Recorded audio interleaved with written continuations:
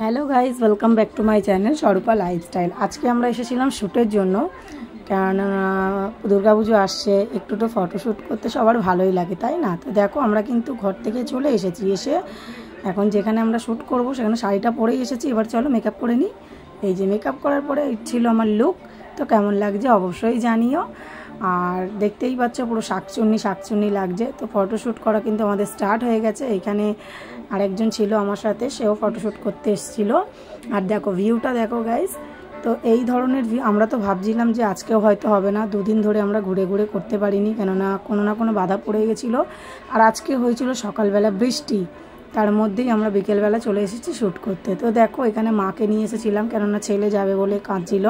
তো দেখো আমি কিছু ফটো তোমাদেরকে দেখিয়ে দিলাম, আমার কিছু ফটো আর ভিডিও। অনেকটাই সময় ধরে আমরা কিন্তু এই জিনিসগুলো আমাদের করতে হয়েছে। আর এই ভিডিওটা করতে আমার প্রচুর টাইম লেগেছে, কেননা দেখো আমরা তো আর প্রফেশনাল তোমার না। তো যাই হোক, একটা জিনিস করতে কিন্তু ভালোভাবে তোলার জন্য কিন্তু অনেকটাই সময় ধরে করতে হয়। তো আর কিছু মানুষ আছে এমন কমেন্ট করে, মনে করে হাতের মোয়া। তো যাই হোক, সব কিছু করে আমরা এবারে বেরিয়ে পড়লাম।